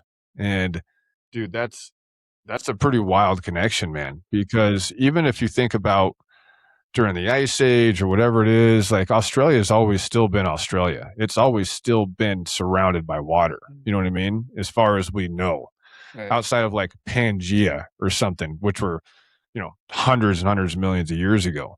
But it's like to think that 10,000 years ago plus, bro, 10,000 years ago, like one of two things happened. Either somebody from Australia came to freaking South America. Well, that's exactly what had to happen, right? Or somebody from South America went to Australia, picked up some Australians, and brought them back to South America. You know what I mean? And then they had a family and that split out. And then it probably had to have been a hell of a lot more than one Australian. But it's like, how do you get Australian DNA from 10,000 plus years ago in the Amazon? I mean, that is a massive amount of water to Well, cross, a massive amount of water to cross. It makes you think that human beings had, like we were talking about in every single one of these episodes, were far more capable than we ever gave them credit for. It's kind of like the Vikings reaching the Americas, right? Way before Christopher Columbus. Because you go up into Canada, what is it up there in northeastern Canada? The very first settlement that we know of from Europe, from any kind of European or anything else that wasn't an indigenous American, was freaking Nordic. It was a Nordic settlement. I right. think Nova Scotia. I think that's the right word. I think it's Nova Scotia. There are some Yeah, ancient it's Viking Nova settlements Scotia or in Nova Newfoundland. Scotia from like 1,000 years ago. Yeah. And it's like, but that's still really recent, Right. dude. That's still really, really, really, really, really. I mean, 1,000 years ago, dude, is nothing. We're talking 10,000 years ago plus that that some Australians made Right. their way to freaking South America, dude. And then there's a genetic, and it's not just a little genetic link, dude. You're talking 2 to 4%. Based on what I'm seeing here and what I'm researching, it's 2 to 4%. 2 to 4%. That's a pretty substantial connection. You know what I mean? Yeah. 10,000 years Well, ago and plus. I think it just goes to show that humans were doing a lot more shit before Egypt and Mesopotamia than like we could speak of. You know, there was obviously civilizations that we don't know of that had knowledge that we don't know of. And I'm not saying they fucking flew planes to the stars, but um for us not really knowing how to do anything substantial until about 10 to 12,000 years ago, and coinciding with like the melting of the ice sheets of what we were taught, like none of this makes sense. And that's why everybody has such a hard time with it. The DNA evidence is actually saying like, no, people are migrating. They're going across oceans long before we thought they were making any boats that were capable of that, you know? And Yeah. I was looking up a history book. I looked up a history book from like the 90s and like the early 2000s, talking about, just a human history book, kind of stuff. And dude, the way that they made hunter gatherers look, I mean, there was really a Oh yeah. belief not that long ago that humans really haven't been around that long at all and like have barely come into civilization and literally pretty much up until Jesus, like we look like apes. I mean, like when you look at these pictures Yeah, of they how were just humans are depicted from in the Ice Age, and you even now, if you hear the Ice Age, just the word Ice Age, you instinctively think, if you think of people in the Ice Age, you think of people wearing like skins, right? Skins. The men are kind of like hunched over because they're kind of ape looking, like a silverback gorilla. You know what I mean? They kind of have hair all over their shoulders and they got long arms and they're like dragging something behind them. You know what I mean? And you're like, dude, yeah, there was probably some of that, but there was a hell of a lot. Like, they got it so wrong. So fucking wrong, man. And they're right. so sure of it. And there's still people today in academia that will defend those pictures and be like, nope, that's exactly what it was like. Just like that. Don't look at any of this other shit. That's exactly what it was like. Just a bunch of idiot humans with like no brains. And the Clovis people, like every time they're depicted, they look like kind of like a roughneck European Viking, but in a not having a sword but a stone tool. Like it's the same. Yep. When really like probably most of the people in North America at the time are probably dark skinned. They had like they were the Native Americans and they're like it's funny. It's funny to me. I mean, when did the Bronze Age start? It wasn't that long ago. The Bronze Age was like 3000 BC ish. And so it's like, obviously, if you think, let's just look at Gobekli Tepe, dude. We'll just do Gobekli Tepe. Forget about Sexy Woman in Peru and Baalbek and like all these other things. It's like they weren't using rocks to cut rocks. Do you know what I'm saying? Right. Like basically they're saying the Bronze Age and even using bronze to cut rock is still bullshit. But it's like 10,000. I mean, Gobekli Tepe is 10,000 years ago plus. And you're like, they weren't cutting those rocks and making those figures and doing that much artwork with massive megalithic structures using other rocks. They weren't banging rocks together. Right. You know what I'm saying? Like they absolutely had something else that they were using to create all that shit. It wasn't because of the Bronze Age, even if they were just going to use bronze and bronze exclusively, that didn't even start until fucking 7,000 years after Gobekli Tepe, dude. That's 3 Jesuses ago from us. 3 Jesuses ago plus 1,000 years. 3 Jesuses and 1,000 years. That's how much timeline separates the Bronze Age from just Gobekli Tepe itself. And then when you look at Sexy Woman, they're doing a whole bunch of excavations down there. This is for the first time ever. They're letting them dig deep. You know what I mean? And see what's underneath all that megalithic structures. And guess what, dude? Guess what they're finding? All of those rock formations down there in Peru, they go down way deeper into the earth than they ever thought they did. I mean, like there's some parts of it where they're like 50 feet deep into the earth. Deep. They got to go into like caves and they've been able to find the structure still down there. And you're like, how old is that? It's way fucking older. Way older. And that stuff looks like a corn cob. Like when you look at those rocks, it looks like a corn cob put together, like marshmallows. It's like somebody formed marshmallows, dude. Yeah. And placed these rocks like marshmallows and made these huge giant structures. You're going to tell me they were cutting stone with stone that precisely using other pieces of stone, and the hardest stone on the planet, by the way, like lava rock, granite, like this other stuff, that's the stuff that they cut to put in place. That's why it's lasted for so freaking long. It's the hardest stone on earth. It's like, what the hell did they use to cut it? This was 7,000 years plus before the Bronze Age even freaking happened. And the cool thing is like the Inca don't even take credit for it either. That's another thing that like isn't talked about. The Inca didn't say they built Sexy Woman.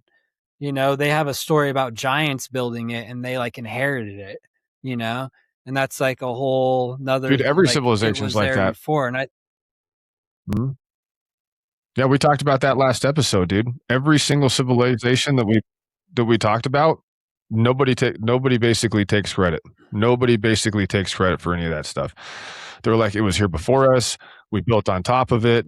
Like, we don't know. Like, the gods built these things. Even down in Mexico, dude. Like Quetzalcoatl, there's like the Quetzalcoatl pyramid and all that stuff down there, and right. around Montezuma or whatever, like around those areas and stuff.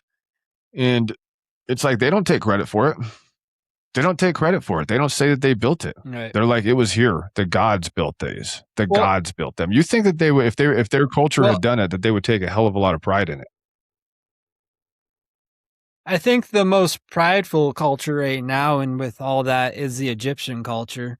Because 100%. I think they talk about some of the technology being given from somebody else, but as far as the buildings, they take credit for all of them. And like with it's already proven that pharaohs have like defaced other pharaohs' shit and like rewritten history, like pulling back layers of Yep. stone and saying like, oh wait, this was just a pharaoh trying to write his story, which might not be true. So You know what's interesting about yeah, the pyramids too, man, it's with cool that too, when shit. it comes to the Egyptians were very artistic, right? You go into a lot of their tombs and a lot of their like mummy stuff and a lot of the stuff they did, it was very bright, it was very vibrant, it was very colorful, it was well decorated, it was very beautiful. A lot of the stuff they did, very, very beautiful, very intricate, really nice. Well, you go into the pyramids, dude, there's no painting. There's no depictions. Right. You know what I mean? It's like if you have a monumental work that big, that huge, that robust, that literally earth shattering, that you were able to pull something like that off, and you don't have anything in there, like just regular like mummy burials, dude, just regular burials that you find out there, highly, highly adorned in art and beauty and color and vibrancy and ornaments and like all this other stuff. And it's like, sure, Right. grave robbers could have come in there and robbed stuff and done things like that, but when it comes to the painting on the walls, when it comes to the depictions that you see all over Egypt with stuff that's actually really for sure attributed to the Egyptians, it's like it is very vibrant. The pyramids are not like that at all, not even a little bit. Not even Well, a little bit are they like that. and you have things like in I think it's India, there's a cave that's carved into rock. It's hand carved and it has like perfect symmetry. The walls are super India is smooth, crazy. but there's no ornate stuff. There's no ornate stuff in it. And all the other carvings of that time period, there's all these ornate beings and creatures and pylons, and it's like this real ornate thing. And then there's one cave that they said was the first cave ever carved, but it has things that it's so perfect within its geometry, and then the geometry happens to coincide perfectly with sound frequency, so you could be in certain parts of this Yep. cave and hear somebody from the whole other side in a different chamber. And it's so perfect that the Sound is knowledge to really do that for interesting, your man. first cave doesn't make any sense. Yeah, sounds a trip. Mhm. But it's just Sound one has of been those really, things really where like the interesting. skills to do what they go ahead. I'm just saying I think those caves you're talking about, they brought in a modern team and they first of all, India's crazy, dude. India doesn't get near as much attention as like Egypt and even in Peru and stuff, but the stuff in India is wild. I mean, it's wild, man. They've built it right into this, like right into the cliff faces and like massive monumental temples. And those cave things that you're talking about, there's 2 or 3 rooms that they go into, and it's polished to such an extent. Even today, it's reflective. It's reflective in there. Like if you go in there and you have a Yep. light, it's almost like it mirrors. Like the rock you can see yourself, dude. You can see yourself in the rock. It's so polished. It's so unbelievable. Like the ceiling, the sides, everything. And then they brought this crew in, and these guys specialize in, I don't know, something to have to do with that kind of stuff. And they brought in a machine, right, into these caves. And this machine, all it does is measure the accuracy basically of the cave, like to within a, however, to within an inch or a foot or, smaller or bigger, like how square is it? How round is it? How perfect is it? And they went and they came out and they were like, dude, we could never do this. Like if we took all of our tools that we have, all of our modern technology, all of our tools, and even these camera things that they have to like help them do it to where it's perfect, like perfectly symmetrical as it is, they said they would not be able to match it. They wouldn't be able to match it. And this stuff is ancient. And dude, the inside of the caves are polished like a mirror. Like you put a light in there, and that's another thing. You'd have to have a light source to appreciate it, right? Yeah, go ahead. Yeah. So they're the Bar caves in Bihar, India. The rock chambers are famous because they're cut out of their hard granite, walls carved with laser-like symmetry and flawless mirror-like glass polish. And so here's where like some of the, so they're built 3rd century BCE, and that's what they say. But how they're saying that also is that's the first time they're mentioned within any dialogue, and it doesn't say anything of the builder. It says who gifted them to another leader. And there was somebody there of that township gifted that cave, but it never said that he built it. Never. So that was the first. So they say that's when it was built, but that's actually the first time that cave was ever referenced in any historical papers that we know of, and even then at that point, that's caves, really, they're like rooms. Do you know what I'm saying? Like you don't go deep into like through regular cave structures and then find these rooms. Like there's like a doorway. You know what I mean? Like they have a doorway and then you go through this doorway. It's just a giant piece of rock and you go through this doorway and then all of a sudden it's carved out in these perfect rooms. Beautiful. I mean, from the ceiling to the ground is reflective, completely and totally reflective. And there's somebody sketched or etched in. I think this is what you're talking about for the dating. Somebody etched in something like above one of these caves. And the thing about it is the etching doesn't look anything like the cave itself either. It's like scratched in. Right. It's like scratched in kind of, if I remember right. It's not like beautifully, intricately like put in there with like saying anything at all. It's just basically like saying this is so-and-so's cave now or something. And they were able to date it to like the person, to the human, to the human figure, like historically.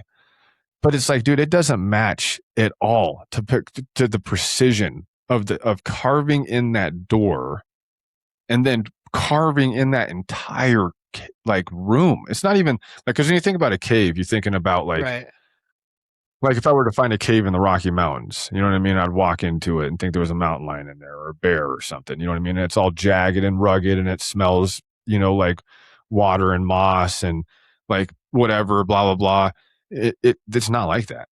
It's not like that at all. It's fucking perfect. I mean, it's beautiful. Really, really, really. There's been entire documentaries, and I don't even call them caves. I just call them rooms, on these rooms that are built into the side of this mountain. Yeah, that's and like I said too, like this was one of the first documented caves, but the craftsmanship that is shown within that cave wouldn't make sense that that's how good it was for the first cave.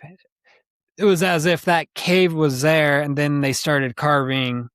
Like that wouldn't be the first thing you create if it was your first cave you carved out. Wouldn't be this perfectly symmetrical chambers in this hard ass granite, like, and that's another. It's not a dry run, bud. That kind of. That's not a dry run, right? It's kind of like Göbekli Tepe, Sexy Woman, Baalbek.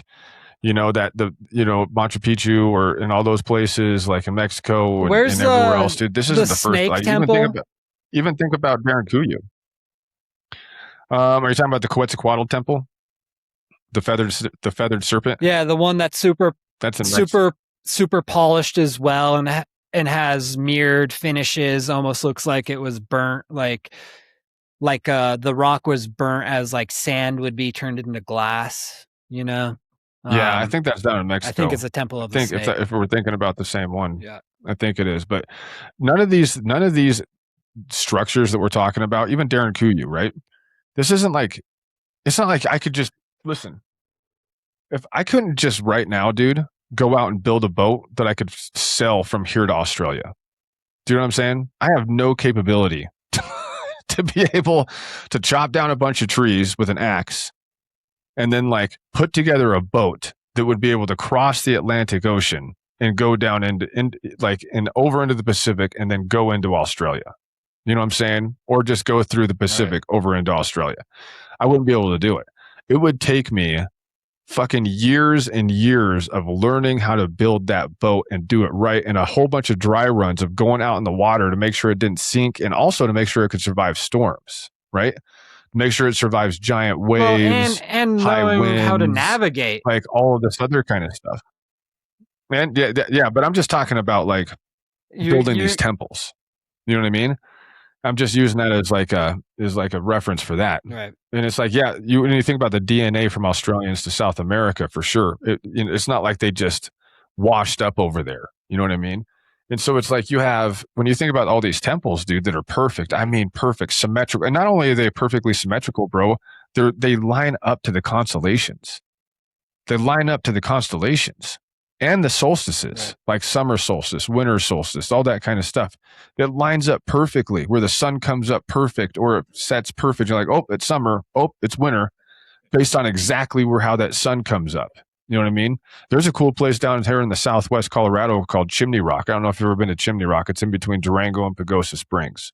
And it's built, it's kind of like an Anasazi thing. And it's on the top of this massive rock where you would have to like rock climb to get to the top. And there's all these structures and everything up there. And it's fucking bananas that they would even be able to get up there and do it. I mean, God knows how many of them died, like falling off the side of this thing to go up there and do it. But it's lined up to the solstices.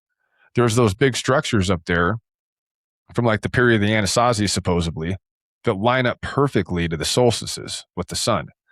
And so it's like none of this stuff was that they didn't just be like, oh, I'm going to build Göbekli Tepe today. I've never cut a rock before, but we're going to do this thing and it's going to be perfect and it's going to be beautiful. And we're going to cut rocks with rocks. You know what I'm saying? You know what I'm saying? It's like all this stuff, dude, it's like, you know, I think there's a hell of a lot lost in the water because civilization grows in water. And if you think about the coastal areas and the fact that the continental shelf is submerged right now, I bet you there's stuff there, dude, that would blow our freaking minds. I mean, blow our minds out of the water. There's megalithic structures in what was called Doggerland. You know what Doggerland is? It's basically Great Britain, Ireland, kind of northern Britain, and that Before like that whole sea area. levels So were during the high. Ice Age, there was a lot more. Exactly. And so, but all of that water now, bro, is very choppy, right? It's very cold. It's very choppy. There's a lot of storms. Obviously, there's a lot of rain and stuff like that. But they have found giant megalithic structures at the bottom of what was once Doggerland. And it's like, you can't go down there and excavate it, but they've been able to find it. I mean, massive megalithic structures. They found them in Turkey, underneath a big lake in Turkey. Even Lake Michigan, bro. I think it's Lake Michigan or Lake Erie. I'm not sure which one of them it is. There's a big megalithic structure, like a circular, kind of like a Stonehenge, that's at the bottom of Lake Michigan or at Lake Erie, one of those lakes, one of the Great Lakes. I mean, a big old Stonehenge at the very bottom of the lake. It's like, how old is that? How fucking old is that? Because that would have been covered by ice during the Ice Age. In Spain, they had some big droughts and they found a bunch of log Stonehenges that predate actual Stonehenge, but like same circular configuration, wood, but they're in marshes, so the wood was preserved. And then within the drought, they started showing like all those Stonehenges things, dude, have. Yeah, even if you think about like the Cahokia mounds, like the mounds in the Americas, they all had. Like even the big like Stonehenge area that had a bunch of rock, like even regular Stonehenge itself, there was at the time that Stonehenge was still in use and for all the stuff it was used for, there is a ton of wooden posts that were all around that area. I mean, all they have found, you know, and they have them marked. And so like if you go to down, you know, to any of the mound works along the Mississippi, like in Cahokia and like some of these other places, Like they have the giant earthworks, but with those giant earthworks are huge posts that used to be there. And they configure into different patterns and Right. all kinds of different things like that. And apparently they would stand them up during certain times of year and then take them down during certain times of year for ceremonies. You know what I mean? Right. But that stuff's crazy, dude. And it's not like they just dry run this stuff and were perfect the first time. It means they've been doing it. That knowledge had been passed down over and over and over, like a father to son, father to son, father to son. Like, this is how you do this. This is how you build it. This is how you make it look perfect. This is how you line it up to the stars. This is how you line it up to the solstices. This is how you cut it in perfect precision. You know, this is how you make it last forever. This is how you polish it so you can see your face in it like a mirror, and it's stone.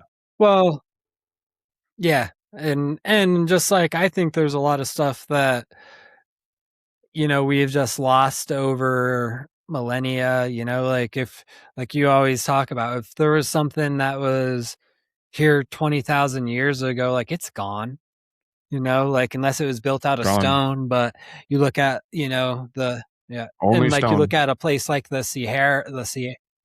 Sahara used to be jungle, you know, and I would imagine that a lot of the structures there were built with jungle, like they were built with trees and other stuff. So what you're going to find is like what we see in the Amazon, you know, is like we find these old roads, these old foundations that once held up something big, that once was a building. You know, they weren't building with stone there, but they had massive infrastructure, highways that linked communities that were 50 miles apart. You know, like it was a real civilization, you know, and 30 years ago, we Yeah. just thought that it was jungle.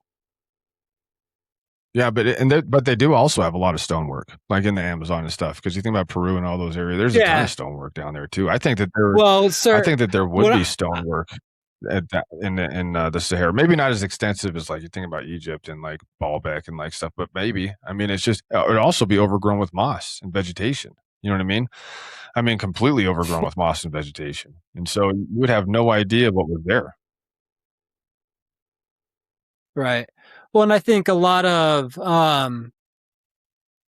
the stuff in Peru is like fairly coastal though, isn't it? Or I guess it'd be more inland during the time, but like how much of Oh it no, is man, not like Machu Picchu um or whatever it is. That's up at like 10,000 feet elevation. I mean, sexy woman or whatever. We just call it sexy woman, but like sexy woman, how it's pronounced. That's way high in elevation. I mean, right. way Peru's got crazy But they're shit, not dude, and that it's all over the place. All over the place. but isn't it close to the ocean in proximity? I'm saying like inland. Like where the It's spots they're closer, I flying guess. inland in the Yeah, but it Amazon. would take. Right. I mean, you can't see the ocean from there, and you're pretty high up. You know, Gotcha. so it's still pretty far in. But dude, I think that the Sahara is one of those places, like, you know, the eye of the Sahara or whatever. A lot of people kind of consider that. I don't think it's Atlantis personally, but a lot of people have said that they think that that might be Right. Atlantis, the eye of the Sahara. It's a really interesting thing. But dude, I really, man, I really, really, if I had $1 billion, man, I would 100% start putting I think the Sahara is like the forgotten jewel. I really do. Because Right. 10,000 years ago, dude, it was lush, vegetative. There were lakes in the Yeah.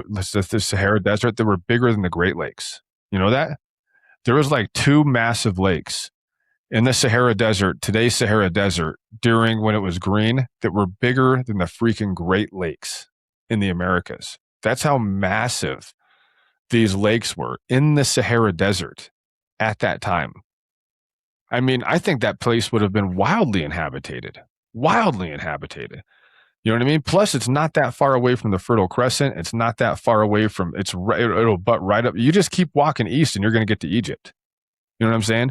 All you got to do Right. if you're in the Sahara is walk freaking east and stay a little bit north, and you're going to get to Egypt. All that stuff was connected.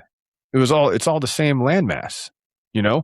And that place would have been green Right. all the way up through Egypt, dude. All the way up where the Sphinx is, where the pyramids are, where the Nile is. It would have been green from the freaking Atlantic Ocean all the way over into Mesopotamia. All the way over into Mesopotamia, which is like current day Iraq. Completely different landscape than what we're used to today.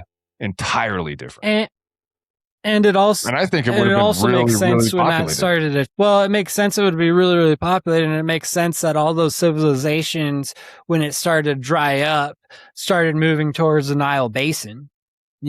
Because there was no longer, like, when that started happening, that's when you see the migration into the Nile Basin. So, and yeah, I think a lot of that, like, it's happened. It's just when it happened. I bet the Sahara and having full of the history. proof that I bet the Sahara is loaded. full of good stuff, man. Just full. I bet it's just full of shit. I bet the Sahara looks like the Amazon. I mean, because you LiDAR the Amazon now, like I said before, it looks like fucking New York City. The Amazon looks like New York City, dude. I mean, it's that intricate. It's the entire Amazon almost seems like it's structured. I mean, there's structures everywhere. Nobody can get to them. Nobody excavates them. Dude, the Sahara, I bet you I mean, shit, man, I'd be willing to bet my last dollar, bro. The Sahara, if you LiDAR'd it, would probably have structure after structure after structure after structure underneath 10 feet of sand. Yeah. You know what I mean? Yeah. I was just going to say just how Earth eats up stuff, and, like the jungle swallowed all the Mayan temples in 2,000 years. Those went unseen for a real long time, and that's actually not that old. Like the Sahara, in the sand. It's just like we come to find out there's a giant continent under Antarctica, like there's, and not saying that continent Antarctica's, was dude, ever. that's another one we need to do something on. Like the Perry Reese map. Yeah. The Perry Reese map had Antarctica on it, like hundreds and hundreds and hundreds of years before it was officially discovered. And there's other ancient maps out there that have Antarctica on it before it was ever, quote unquote, officially discovered. Antarctica is another, man, really, really interesting landmass. Really interesting. There's a couple maps after they did the ice penetrating radar to find the actual continent that the ice is built on. There's maps that actually show what that land resembles, what the land would have looked like before the ice was there. And those are the ones that really intrigue me. Yep. Because, that blows out the whole timeline a lot, as far as we've thought Antarctica has been covered with ice since the dinosaurs, essentially. So I don't think so. Nope. And it's absolutely was discovered a hell of a lot long before it was officially discovered. Right. Just like how America was discovered a hell of a lot longer than it was officially discovered. Christopher Columbus. Right. Jesus Christ. How fucking far off were we on that one? Fuck. Yeah. I mean, fucking Australians were coming over here 10,000 plus years ago. Yeah, 10,000 plus years ago, Australians were making their way over here somehow and putting DNA in South Americans. You're going to tell me that Christopher Columbus discovered America's 1592, and then before that, 1,000 years before that, it was the Vikings. Well, and you have the Southeast Asians, their DNA shows up all over as well, before all that stuff too. So that's a lot in the Native Americans. The Native Americans have a lot of that DNA in them. Yeah. I'm going to do some more of that Atlantis stuff and then try to, put that together a little bit for next week. But I think we should do some stuff, dude. I think we should start looking into Antarctica, maybe the Eye of the Sahara a little bit. I want to talk about the Perry Reese map. I want to dig into a lot more of this stuff, and there's a million different ways we can go. We can also go when the Spanish first showed up down there in South America. They had the documented priests who went down the Amazon, way before Cortez showed up or Christopher Columbus, and basically talk about how it was wildly populated. And then they got diseased out when the Spanish showed up, and then they came back. None of the Spanish believed that the Sahara was populated at all. This is kind of like the legend of El Dorado, comes from, with all the gold and everything else. Exactly. And so it took the Spanish 100 years, I want to say, maybe a little bit longer than that, to send another expedition down to the exact same spot where that expedition was. And they went up the jungle, up the Amazon River. And they're like, shit, these guys were lying. There's nothing here. There's nothing here. Right. But the original priest that went up to Amazon and documented it with his journal, said that it was inhabited on both sides of the river as far as they went down the river, like deep, deep, deep into the jungle. And they said that just unbelievable amounts of people, unbelievable structures. That's what the priest came back and told the Spanish king or queen was there. But it took them like another 100 years to launch another expedition down there. And then when they did it, in that short amount of time, the jungle, first of all the people died off from the disease. That disease just crushed all those people. And then the vegetation had because it's a jungle, it doesn't take hardly any time. Within that 100-year mark or whatever, had completely overgrown all of those structures that we're just now finding through LIDAR. We're just now finding these structures that Spanish priest was talking about all those years ago. 2025, 2026 is when we're officially understanding that guy wasn't a liar. He wasn't a liar. He was actually documenting what he saw, and he wasn't lying. And so pretty cool. We can go down all those avenues, man.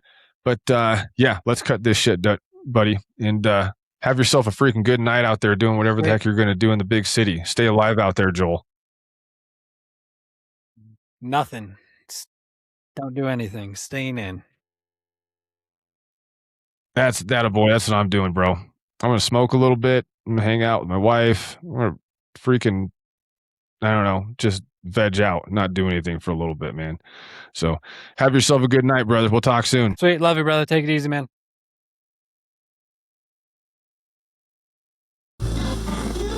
Black